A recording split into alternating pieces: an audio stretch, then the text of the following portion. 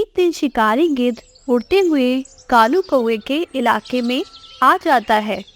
वो हरा भरा और सुंदर जंगल देखकर और उसमें लगे फलों को देखकर हैरान हो जाता है और उस जंगल पर कब्जा करने के लिए वो अपने राजा शिकारी चील को जाकर बताता है। सरकार, मैंने नदी के पास वाले जंगल में जाकर देखा, वो बहुत ही सुंदर है। वहाँ बहुत सारे फल भी लगे हैं। क्यों ना हम उस पर हमला करके कब्जा कर लें। ये शिकारी चील जब कौवे की जंगल पर हमला करने की योजना को सुनता है तब वह जंगल पर हमला करने के लिए शिकारी जानवरों और पक्षियों को आदेश देता है। कालू कौवा अपने दरबार में बैठा हुआ है। चारों ओर पक्षी बैठे हैं। अचानक जग्गू दादा तेजी से उड़ता हुआ आता है। उसकी आंखों में चिंता साफ झलक रही है। महाराज, बड़ी मुश्किल आ गई है। जंगल के किनारे पर दुश्मन पक्षी और जानवर की सेना इकट्ठी हो रही है। वो हमारे जंगल पर हमला करने की तैयारी में है। दरबार में सन्नाटा छा जाता है। सभी पक्षी घबरा जाते हैं। कालू कौवा गंभीर होकर बात को समझाने की कोशिश करता है। कालू कौवा अपने मंत्रियों और सेनापति को बुलाता है। सभी पक्षी गंभीर रूप से खड़े होते हैं। महाराज, मैंने अपने पंखों को पहले से ही युद्ध के लिए तैयार कर लिया है। मुझे बताइए कब हमला करना है। मैं आसमान से तेजी से उड़कर हर दिशा में संदेश पहुंचाऊंगा। हमारी सेना को हर पल की खबर रहेगी। महाराज, रात के अंधेरे में मैं दुश्मनों पर नजर रखूंगा। वो हमें चकमा नहीं दे पाएंगे। सभी पक्षी तैयारियों में जुट जाते हैं। जंगल में गंभीरता छा जाती है और पक्षी एक बड़े युद्ध की तैयारी करने लगते हैं। दोपहर का समय है। दुश्मन पक्षियों और जानवरों की सेना जंगल के किनारे पर पहुंच चुकी है। गिद्ध, लोमड़ी और कई हिंसक पक्षी और जानवर साथ आ चुके हैं।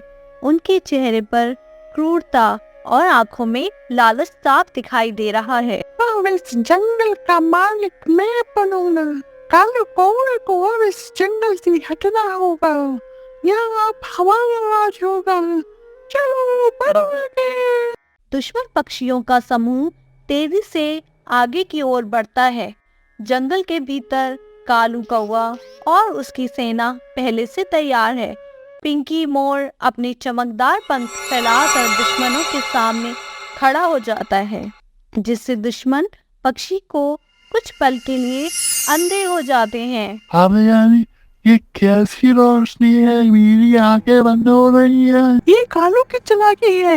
हमें संभल के आगे बढ़ना होगा। दुश्मन पक्षी कुछ पल के लिए रुके, लेकिन फिर तेजी से आगे बढ़ते हैं। मिट्ठू तेजी से उड़ते हुए जंगल की सेना को दिशा निर्देश देता है। दाएं से आओ, सब दुश्मन वहीं से आ रही हैं।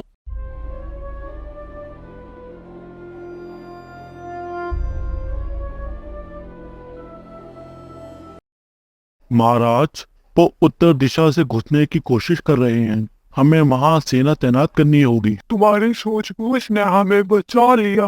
जग्गू दादा, चलो उन्हें वही रोकते हैं। कालू कौवा पूरी सूझबूझ और समझदारी के साथ अपनी सेना का नेतृत्व करता है। वो अपने साथियों के साथ आकाश में उड़ता है और दुश्मनों पर हमला कर देता है।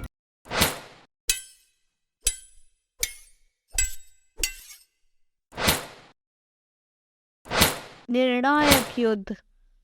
युद्ध अपने चरम पर है। दोनों सेनाओं के बीच भयंकर लड़ाई हो रही है।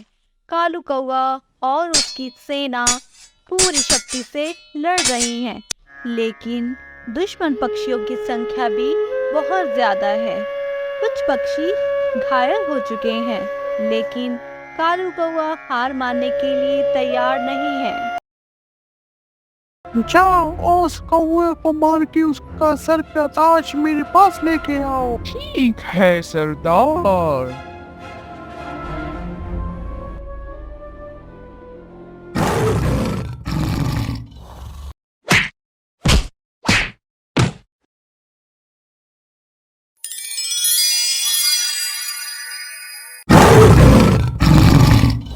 तुम लोगों की इतनी हिम्मत कि तुम मेरे जंगल पे हमला करने आ गए। अब आ तो गए हो, लेकिन जिंदा वापस नहीं जा पाओगे। सब के सब मारे जाओगे। जंगल का राजा शेर खान अपने दल के साथ आकर कालू कौवे की सेना की मदद करता है। शेर खान की गरज से पूरा मैदान कांप उठता है और दुश्मन पक्षियों में डर का माहौल फैल जाता है। कुछ ही देर में दुश्मन हार मानते हुए जंगल छोड़कर भाग जाते हैं।